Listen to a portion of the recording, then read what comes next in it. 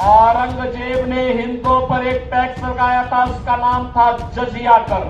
कांग्रेस भी विरासत टैक्स, ये जजिया कर ही है इनका। क्या आप ये जजिया कर कांग्रेस और आरजेडी का लगाने देंगे क्या? लगाने देंगे क्या? आज अगर जोर से पटाखा फट जाए ना तो पाकिस्तान सबसे पहले सफाई देता है, कहता साहब मेरा हाथ नहीं है, क्योंकि उसे मालूम है ये नया भारत है, छेड़ेगा नहीं, लेकिन कोई छेड़ेगा तो फिर छोड़ेगा भी। इसीलिए आज पाकिस्तान अपने को बचाव की मुद्रा में रखता है, लेकिन ये कांग्रेस और आरजेडी के लोग हैं, ये मानने वाले नहीं हैं। कह रहे हैं पाकिस्तान के खिलाफ मत बोलो, उसके खिलाफ, उसके पास एटम बम है। हमने कहा पाकिस्तान से बड़ा एटम बम हमारे पास है, चिंता मत करो। अरे कंगाल पाकिस्तान क्या भारत को धमकी देगा? भारत 80 करोड़ लोगों को फ्री में राशन दे रहा है और पाकिस्तान में कुल 23 करोड़ की आबादी भूखों मर रही है। और मैं तो कहूंगा जो पाकिस्तान का राग अलापते हैं वे कृपया पाकिस्तान चले जाए, भारत पे बोझा मत बने। जाए वहां पे, भीख मांगना पड़ेगा, कोई भीख भी नहीं देगा वहां पे। बहनों और भाइयों, मैं आज आपके पास केवल 2 मुद्दों पर चर्चा करने के लिए आया हूं। एक और मोदी जी के नेतृत्व में आत्मनिर्भर और विकसित भारत की बात हो रही है, और दूसरी तरफ कांग्रेस और आरजेडी की जो सरकार, जो लोग गठबंधन के लोग, इनका जो गठबंधन है, इंडी गठबंधन, इनके लोग सरकार बनाने के लिए भी जनता के बीच में अपने मैनिफेस्टो को लेकर के आए हैं। अगर आप उनके मैनिफेस्टो को देखेंगे आपको लगेगा कि मैनिफेस्टो मुस्लिम लीग की खालिस्तानी लगती है। लगता ही नहीं कि कांग्रेस जैसे देश के सबसे पुराने राजनीतिक दल का यह मैनिफेस्टो होगा। बहनों और भाइयों, वे क्या कहते हैं? लालू जी ने तो कह ही दिया। क्या कह दिया? उन्होंने कहा बहनों और भाइयों कि ओबीसी का सभी आरक्षण मुसलमानों को दे देंगे। क्या आप इसको स्वीकार करेंगे? क्या इसको स्वीकार करेंगे क्या? और कांग्रेस का मैनिफेस्टो भी यही कहता है कि सत्ता में आएंगे, एससी, एसटी और ओबीसी का आरक्षण मुसलमानों को देंगे। और ये कांग्रेस पहले कर भी चुकी है। याद करिए, राधा मोहन बाबू तो सांसद थे उस समय केंद्र में, मैं भी सांसद था, और यूपीए की सरकार थी। बहनों और भाइयों, यूपीए की सरकार के समय इन्होंने 2 कमीशन गठित किए थे, एक जस्टिस रंगनाथ के नेतृत्व में और दूसरी कमीशन गठित की थी जस्टिस राजेंद्र सच्चर की अध्यक्षता में। एक ने कहा था कि ओबीसी का 6% आरक्षण मुसलमानों को दे देना चाहिए। भारतीय जनता पार्टी ने विरोध किया था, कहा था कि बाबा साहब भीमराव अम्बेडकर ने कहा है कि आरक्षण धर्म के आधार पर नहीं हो सकता और मुसलमान आरक्षण पाने का अधिकारी नहीं। और सच्चर कमेटी ने कहा था कि मुसलमानों की कुछ जातियों को अनुसूचित जाति में शामिल कर देंगे तो उसको भी आरक्षण मिल जाएगा। भारतीय जनता पार्टी ने विरोध किया था, कहा था कि ये प्रस्ताव ही दलित विरोधी है। बहनों और भाइयों, आज मैं आया हूं आपसे कहने के लिए, एक तरफ आपके आरक्षण पर सेंध लगाने की तैयारी आरजेडी और कांग्रेस कर चुकी है, लेकिन भारतीय जनता पार्टी इनके मंसूबों को पूरा नहीं होने देगी।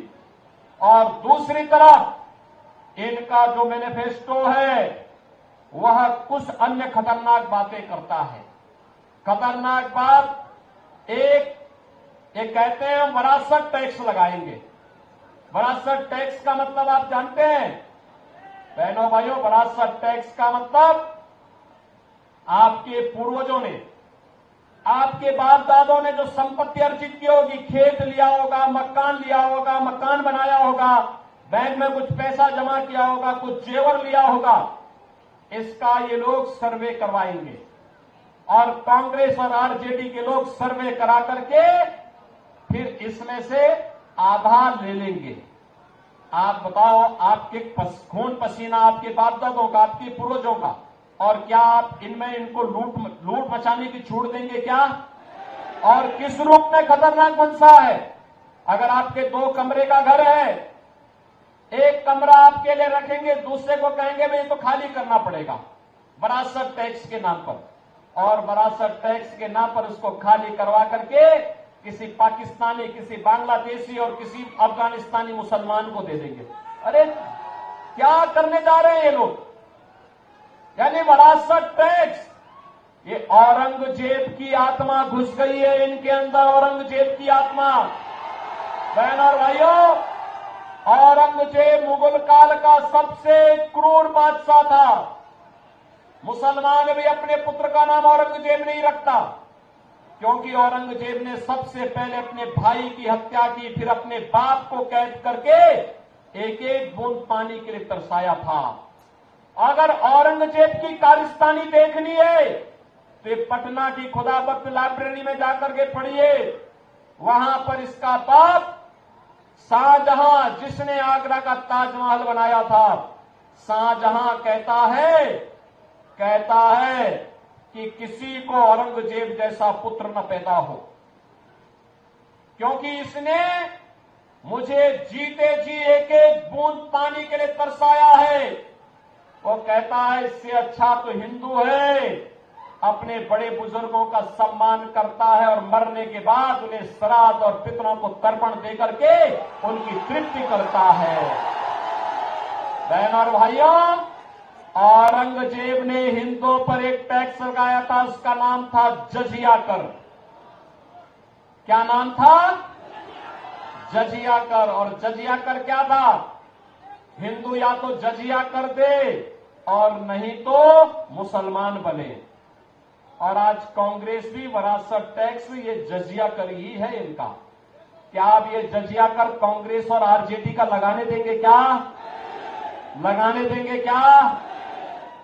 तीसरा, इनके द्वारा कहा जा रहा है कि हम आएंगे तो पर्सनल लॉ लागू करेंगे। पर्सनल लॉ का मतलब जानते हैं आप?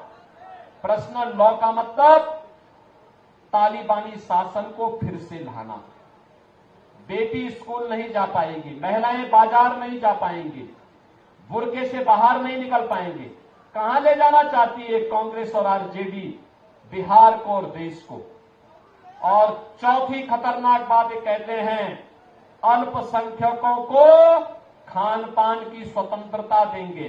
खान पान की स्वतंत्रता का मतलब उनकी रुचि का खान पान। अरे जो बहुसंख्यक खाता है वो अल्पसंख्यक भी खाता है, कोई भेद तो है नहीं। एक मुद्दे पे भेद होता है, जब कोई मुसलमान गौ कसी करता है, गौ हत्या करता है, हिंदू उग्र होकर के सामने आ जाता है, कहता है जन्म जन्म का नाता है, गाय हमारी माता है, कहता है ना। और ये कहते हैं कि हम उनको अब गौ कसी करने की छूट देंगे। क्या आप देंगे क्या कांग्रेस को वोट? अरे राम जन्मभूमि का मंदिर बना के जो पुण्य अर्जित किया है, वह कांग्रेस और आरजेडी को वोट देकर के पाप में मत बदलना। बहनों और भाइयों, मैं यही कहने के लिए आज आपके पास आया हूं। इसीलिए मैं आज आपके पास आया हूं कहने के लिए, राधा मोहन बाबू जैसा सीधा सरल, राधा मोहन बाबू जैसा सीधा सरल लेकिन आपकी जनता के लिए समर्पित व्यक्ति जिस भाव के साथ कार्य कर रहा है, वैसा राजनेता मिलना अत्यंत दुर्लभ है, दुर्लभ। और इसलिए बहनों और भाइयों, जनता की अदालत में हम लोग आए हैं आपसे कहने के लिए, एक ही बात कहने के लिए आए हैं कि हमें राम विरोधियों को भी नहीं आने देना है, हमें जजिया कर लगाने वालों को भी नहीं आने देना है, हमें वीआईपी कल्चर वालों को भी नहीं टिकने देना है। समझ लेना। अब मुझे बताओ, रोज रोज तो सौदेबाजी करते हैं, सौदेबाजी करते हैं, रोज पलटी मारेंगे, सौदेबाजी करेंगे, क्या आप इनको आने देंगे क्या? और फिर गौ कसी को प्रोत्साहित करने वालों को क्या आप आने देंगे क्या? मैं तो आपसे यही कहने के लिए आया हूं कि राधा मोहन बाबू तो लंबे समय से सांसद के रूप में यहां की जनता जनार्दन की सेवा करते हैं। मैं देखता हूं, अगर दिल्ली रहेंगे, शाम को ट्रेन में बैठेंगे, सुबह फिर दिन भर यहां की जनता की सेवा करके फिर शाम को यहां से गोरखपुर या पटना जाकर के वहां से प्लेन से फिर दिल्ली अगले दिन संसद की बैठक में भाग लेके फिर वापस अपने क्षेत्र में आते हैं, दिन भर सेवा करते हैं। बहनों और भाइयों, ऐसा जनप्रतिनिधि मिलना बहुत दुर्लभ होता है और इसीलिए आपसे मैं यही अपील करने के लिए आया हूं, राधा मोहन बाबू को चुनाव जिता के भेजेंगे। 400 पार में ये सीट भी होनी चाहिए, होगी ना? 400 पार तभी होगा जब राधा मोहन बाबू भारी बहुमत से विजयी बनकर जाएंगे।